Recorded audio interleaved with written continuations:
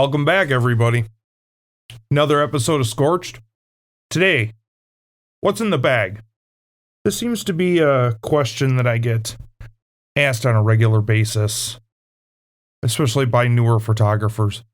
What do I keep in my bag? What do I take to the racetrack with me? What do you need to take to the racetrack with you? Things like that. So, if you're not really into content creating, photography, this probably isn't going to be the episode for you. If you want to hang out and listen or even watch, great. I'm good with that. Always good to learn something new. So, what is it that I take to the track with me? Well, first and foremost, if you know me at all, you know that I shoot with Nikon. I still shoot DSLR. I do not shoot mirrorless yet. We will see in the future whether that changes or not.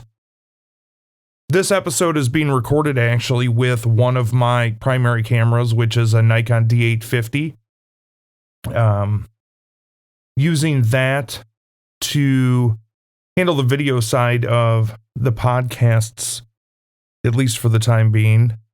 There's some things that I do and don't like about it, but I digress. So let's go over what I take to the track with me. If you're watching on YouTube, you're probably going to see me looking to the side a little bit. My Think Tank roller bag is down there on the floor. I want to make sure that I don't forget anything. So, again, the D850, one of my primary bodies, along with the D3S. I carry two D3S bodies in my bag. I happen to like the D3S much more at night than I do the 850. I think the file quality at higher ISO on the D3S is better.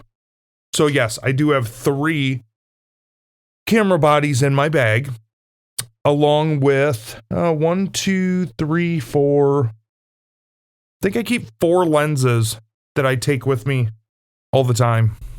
The one that we're using to record is a Tokina 24-70 2.8.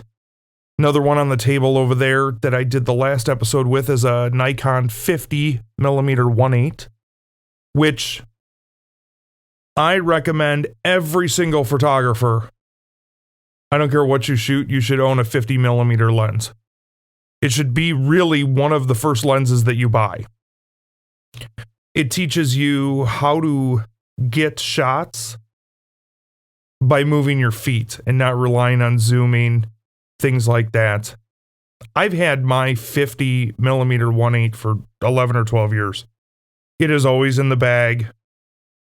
And honestly, even when I take a smaller bag and go somewhere, it still goes with me. Nikon 200 to 500. 5.6? Yeah, 5.6. That is my standard long lens. Obviously, some of you have seen me at the racetrack. I do have the tendency sometimes to rent like a 600 f4. It's not logical for me to buy one. It's like a $12,000 lens.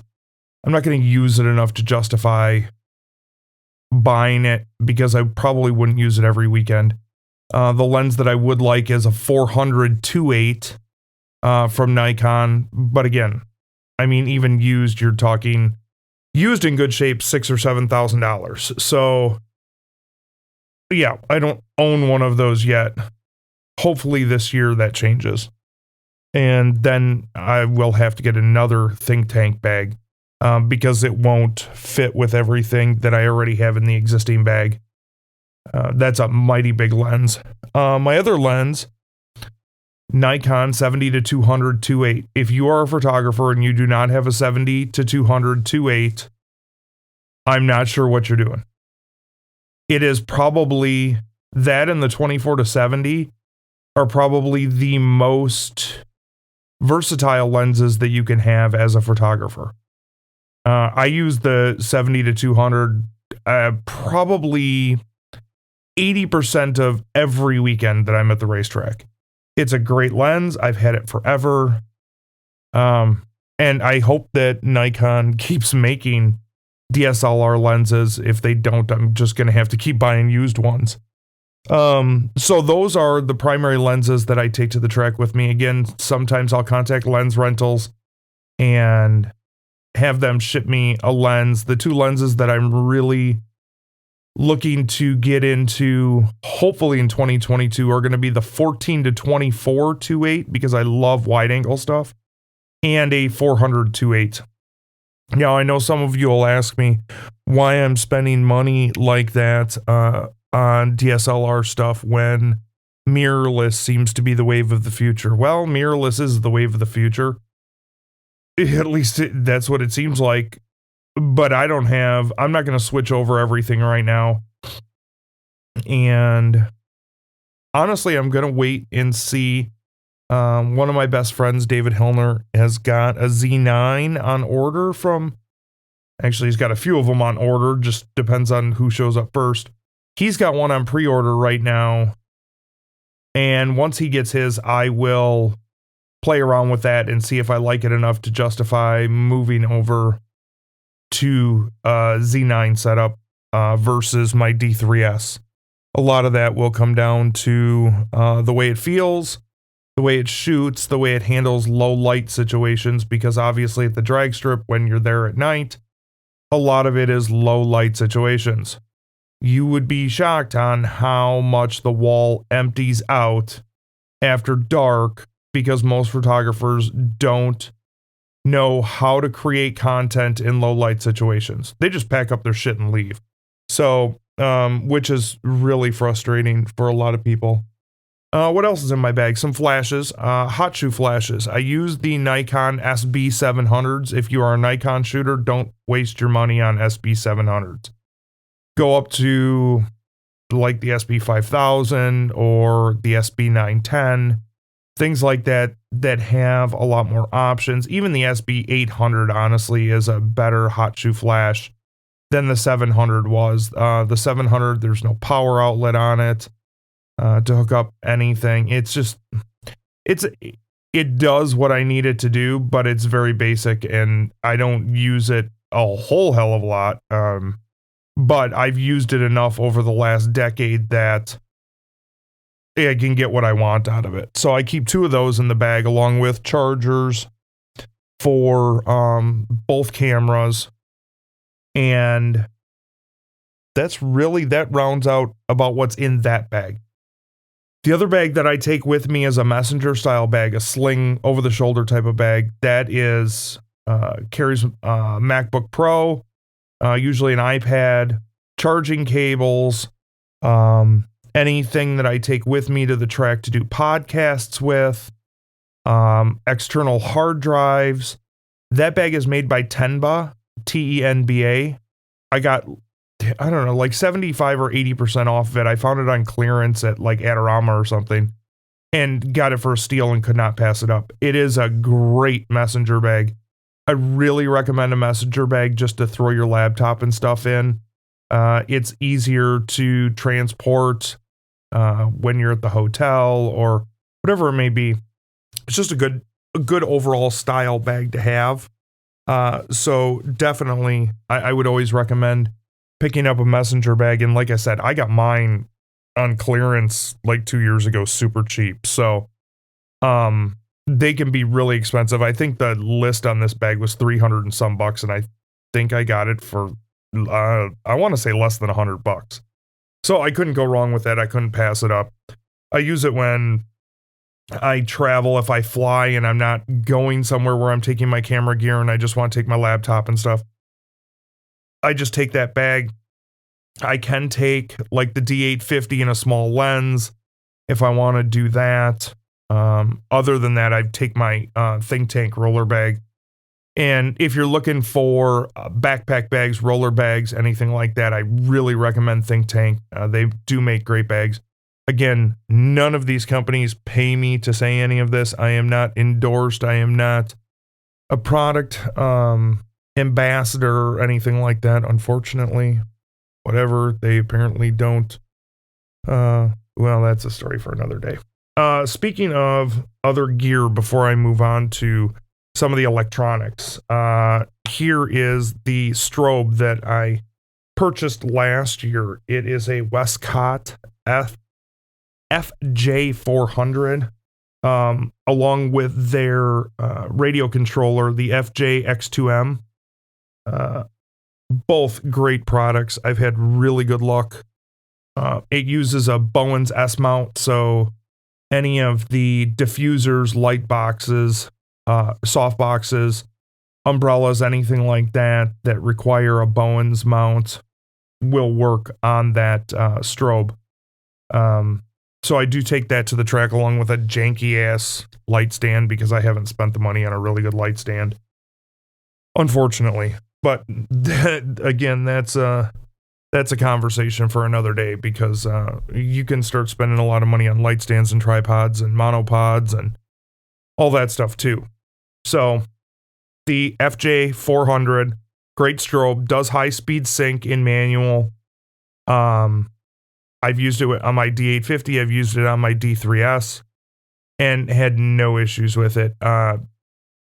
I would recommend if you do pick up a Westcott, no matter what, because they have three different. They have a hot shoe flash. They have a smaller strobe. I think the smaller one's like an FJ200.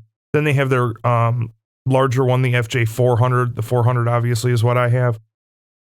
If you pick up one of those three, go to Westcott's website and download the user manuals straight from the website and read them on your computer instead of trying to read them in however they come, if they even come with the product. I don't remember. I know that I went back to the website and it's just a lot easier to find the information that you're looking for if you're using their website to go through everything. Something that I wanted to talk about that I have made the move to recently. Content creators, whether you're a videographer or photographer, we spend a lot of time downloading information from our cards onto external hard drives, computers, etc. And then we have got to go into our editing software to actually edit the content that we create. Well, herein lies the issue. If you have slow memory cards, and when I say slow memory cards, the read and write speed on a memory card, I never thought was really that important as long as it kept up with the camera. The more that I do this work, whether it's the podcasting or the video portion of it or the photography, I realize how much time I'm pissing away in waiting for cards. Like to transfer images from a memory card onto an external hard drive, which is exactly what you should be doing. Don't be transferring your images directly from the card onto a laptop, and don't edit. Like if you're using Lightroom or Photoshop, don't edit photos straight from the card. Take your card, take it out of the camera, transfer all the files onto an external hard drive, double check that all the files transferred to the external hard drive, and then format your memory card. That's the process that I do every single day when I'm at an event. Card comes out of the camera at the end of the day, transfer it onto an external hard drive, take the card, format the card, good to go for the next day, clean, organized. You can organize them by day, you can do whatever you want. But here's the thing. These are the hard drives that I was using for, well, ever. Right, standard, and obviously if you're not watching, you can't see what I'm holding up here. It's a lacy, rugged 2 terabyte standard external hard drive with a USB-C connection port on it. They're nice hard drives. I've used the Western Digital My Passports also. So here's the deal though. They're kind of bulky, which, I mean, really they're still smaller than a cell phone, but kind of bulky, and they have moving parts in them. If you didn't know, and I'm, again, not a huge computer junkie, hardware junkie type of guy, but I had a MyBook that I accidentally tipped over and broke the platter on, lost 4 terabytes of data a few years ago, and I didn't have it backed up. So, I've continued to use these standard hard drives as what I take to the track with me and travel around with me. They've served me well for years. But I made the decision at the end of the 2021 season that I was going to make a change. So, again, standard hard drive, 2 terabyte. I don't even know how much these things cost. Probably about $100, something like that. What I did is I did some research on the internet and found M.2 hard drives. So imagine, if you will, if you've ever replaced the RAM in your computer. It's just a stick of RAM, as they call it. Well, that's pretty much what an M.2 hard drive is. I think it's NVMe or something like that. I mean, there's different variations of it. I got mine on Newegg. But what it is, like I said, it's essentially a kind of like a memory strip size. It's very small in comparison to... I mean, I could fit this thing in my front pocket compared to the standard drive. This is a 1 terabyte solid state drive. No moving parts, nothing like that. The life expectancy on these is so much longer than a standard hard drive. So you buy the SSD drive, which again looks like a stick of memory. And then you buy a case for it. I went with the Anker case. I like Anker's products. I get a lot of their charging cables and things like that. Never really had any issues with Anker products. I think I got the case on Newegg as well. Don't remember. It was either Newegg or Yahoo. Amazon. One of the two. But here's the deal. This is a 1 terabyte SSD drive. Again, it's about the length of, it's about an inch longer than my middle finger and maybe an inch and a half wide. I mean, the thing is, it's very compact and portable. USB-C cord, USB-C to USB-C, or USB-C to USB-A 3.1, I think, something like that. I don't know, short cord. But the reason that I went with this, the total cost of this setup, the hard drive and the case, I think it was about $100, maybe a little bit more than $100 for a 1 terabyte. Yeah, I know it's only a 1 terabyte, but at the end of the season, all I've got to do is take that M.2 SSD drive out of that case, put it in a storage case after I've backed it up, put it in a storage case, slap a new drive in there, just order a new one, and I'm ready to start next year in 2023. So now I have something that's smaller, much, much, much faster as far as read-write speeds compared to a standard hard drive.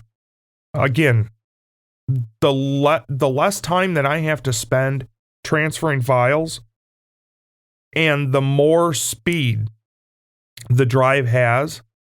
Listen, I keep my Lightroom album and catalogs on the hard drive. I used this hard drive yesterday to edit some photos. It is lightning fast compared to the standard hard drive.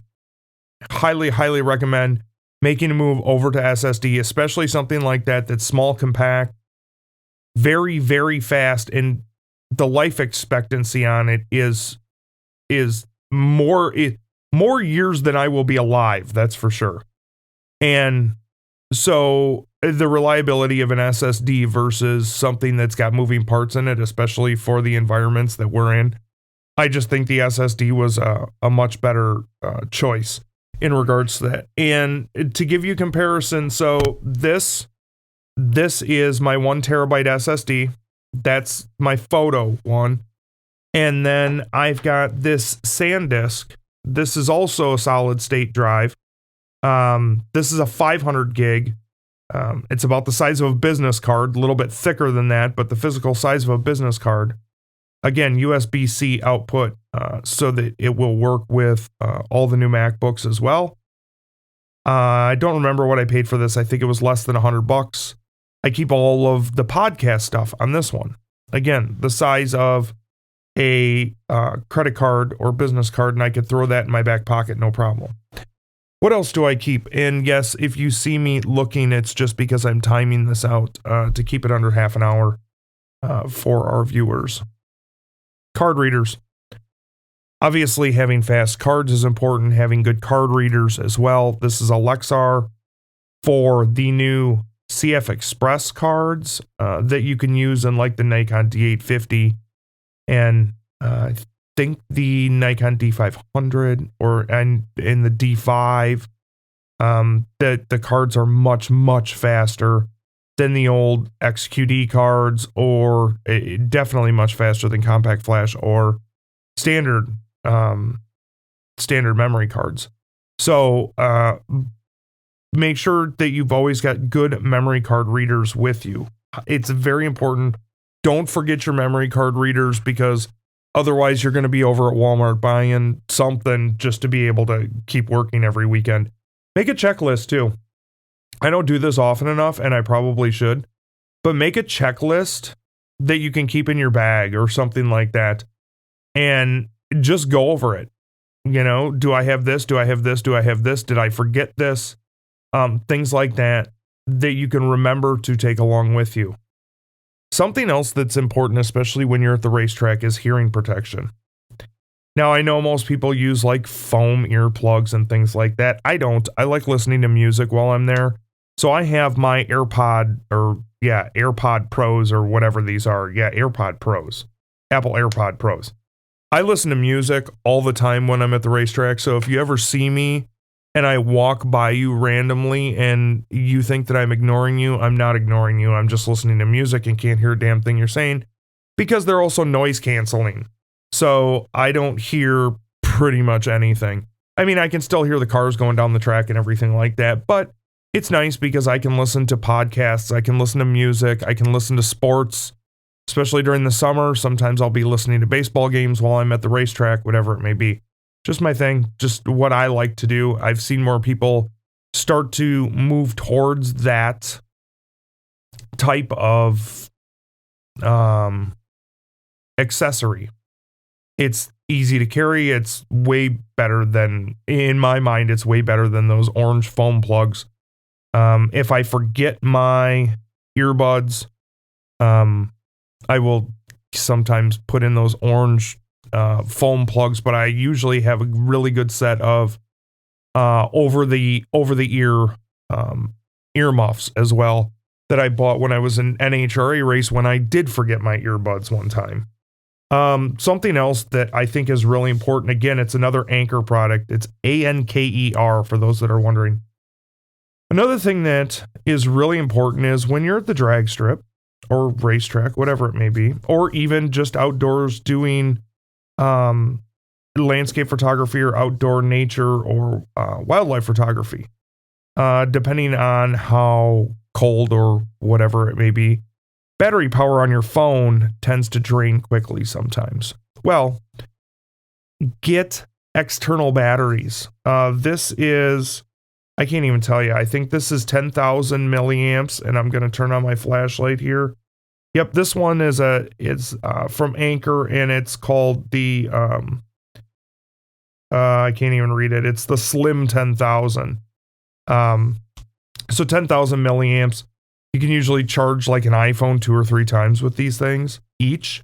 I own 4 of these that go to the racetrack with me. They just go in one of the bags, usually a couple of them in the messenger bag and a couple of them in the roller bag. And it's these things will charge quickly. The newer ones will charge quickly.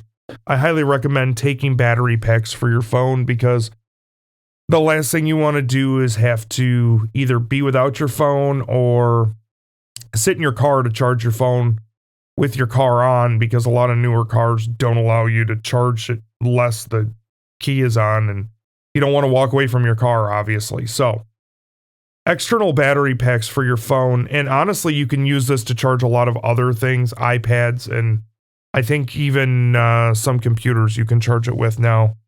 So it's not a bad thing to have. They're not that expensive. I would highly recommend picking yourself up pick up some AA batteries. Always have AA batteries in your case too. Almost forgot about that. But again, that comes down to having a checklist. If you have a checklist, you're a lot less likely to get to the track and go, oh shit, I forgot something. What did you forget? I've forgot a hard drive before. I've forgot memory cards before.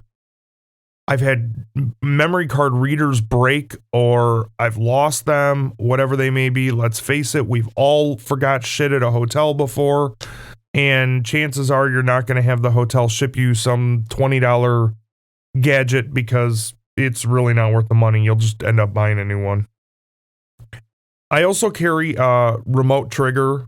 Well, it's a cable trigger that you can use, which is really fun for some long exposure photography and things like that. If you're bringing a tripod, even if you're not bringing a tripod, if you can figure out a sturdy way to just set your camera on something, you can get some, really cool shots at night or even during the day, depending on how much you mess around with your camera setting. So a cable trigger, and you can also get the wireless triggers. The wireless triggers also work quite well, but I prefer like an actual cable trigger so that there's no interference or anything. I think that really wraps up pretty much everything that I keep in my bag. So we've got 3 cameras, 1, 2, 3, 4 lenses that I take on a regular basis, 2 hot shoe flashes, the camera battery chargers, some AA batteries, external hard drives, the laptop, and a stupid amount of cables, cords, iPhone, Android, all those different charging cords. I always have those with me because you just never know when you're going to need it. And then obviously the earbuds, like I said, external drives, card readers, and things like that. So I'm going to wrap it up there. But if you do have any questions, reach out to me. Let me know if you've got any suggestions, if you've got questions, what you should be getting. It doesn't matter if you're Canon, Sony, Nikon. I can definitely help point you in the right direction.